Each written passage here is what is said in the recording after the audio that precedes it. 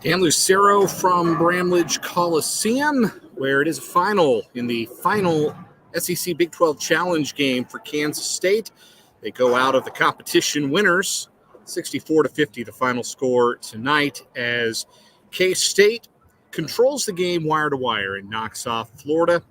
They improved their record to 18-3, matching the best start for the program since the 1972-73 season. It was a game not as close as the final score would indicate. Kansas State led by 21 at the half, led by as many as 23 in the second half, and Florida never really threatened. It's a tough spot for them. Florida having to interrupt SEC play where they caught a bit of a heater. Todd Golden's bunch had won 5 of their last 6 in the SEC, and then they've got to fly from Gainesville to Manhattan on a Saturday to play. It's a tough spot, and neither coach expressed all that much disappointment that the SEC Big 12 Challenge is going to be a thing of the past after this season. But Kansas State put the throttle down pretty early on in this game, jumped out to a 22-8 lead, went on an 11-0 run to close the first half, and led by 21, 37-16 at the break. Florida, to their credit, dug in defensively to start the second half and put together a 10-0 run of their own, got within 13, but they never got any closer than that, and it never really felt like they would. Florida was stifled offensively all game long. Kansas State playing a 2-3 matchup zone, denying their big man Colin Castleton to get low post touches, and K-State ends up holding the Gators to just 31% shooting, 18-58, and 4 for 22 from the three-point arc, 18%. K-State didn't shoot it great for their own part, 23-61, 38%, and just 4 of 17 from distance. But they had a good balanced effort as Keontae Johnson and Marquise Noel scored 13 points. Naquan Tomlin also into double figures with 11. David Gasson and Cam Carter, 9 points apiece. Both of those players scored all their points in the first half. And it's Gasson that I think bears a special mention because this was his first start since December 21st against Radford. He's been out of the lineup with injury, played just 4 minutes in his most recent appearance, just hasn't gotten all the way back healthy. But tonight he played 19 minutes, scored 9 points, and even though he only had 1 rebound, his presence on the glass helped other players rebound. Marquise Noel ended up with a career high-tying 9 rebounds in this game, and Jerome Tang afterwards mentioned that Gasson's presence, mere presence, was influential in helping Kansas State win the battle on the glass by 13, 49-36. K-State was plus 13 on the boards. And Gasson helped offensively as well. Mentioned he had 9 points. He had a big dunk in transition to make it a 22-8 K-State lead early in the game. Also had a really nice up and under fake and finish over Florida's big man, Colin Castleton, who's one of the best shot blockers in the country. Gasson adds a really neat element to this Kansas State team, not just his size, but his athletic ability. Kansas State can get out and run with him at the 5 in a way that they really can't when it's Bebe Igiola playing those minutes.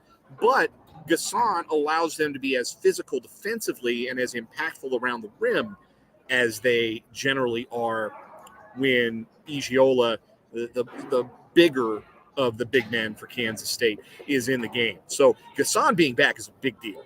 And I think you saw how that will manifest moving forward for Kansas State in his 19 minutes of action tonight. So good balance scoring for Kansas State.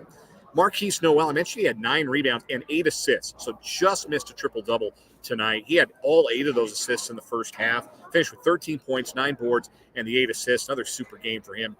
Keontae Johnson was the headline player coming into this game, though, and for obvious reasons. Playing against the program where he started his college career, played 72 career games for the Gators before the collapse on the court in December of 2020 that very nearly brought to an end his basketball career.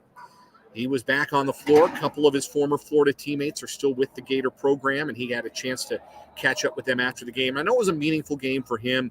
It wasn't his most efficient game offensively, 5 for 16 from the field, had a few shots blocked, but he worked hard all night long in his 34 minutes of action, ended up with 13 points and 11 rebounds. So a workmanlike double-double for Keontae Johnson, and most importantly, I'm sure he'd say, too, more than any of the numbers, the win for Kansas State. If you were watching the game, you might have noticed there was a back and forth after the late in the game, 17 seconds left in the game. Back and forth between Kansas State coach Jerome Tang and Florida coach Todd Golden.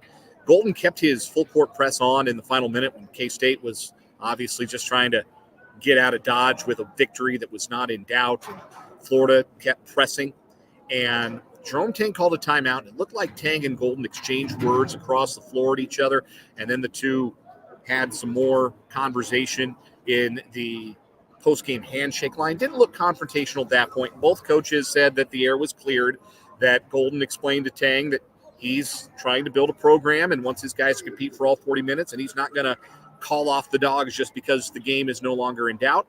And Jerome Tang said that he told Golden that if that's going to be the case, and his team is going to try and score no matter what the score on the scoreboard is. So the two coaches came to an understanding afterward. There shouldn't be any lingering bad blood between the two coaches who are first-year head coaches at their current positions, Tang at Kansas State and Golden, the former San Francisco head man at Florida. It was a game, again, that Kansas State controlled from start to finish. They win it 64-50, snapping a 4-game losing streak in the SEC Big 12 Challenge in the final game of the SEC Big 12 Challenge. And they go to 18-3 overall, with a big one looming on the schedule next. The Kansas Jayhawks at Allen Fieldhouse awaiting the Wildcats on Tuesday night. Brendan Dworzinski will be there on our behalf, and he'll have an instant reaction video from Allen Fieldhouse in Lawrence on Tuesday night. Once more, your final score tonight from the Octagon of Doom. Kansas State 64 and Florida 50, the fifth-ranked team in the country, now 18-3. I'm Dan Lucero. Good night from Bramlage Coliseum.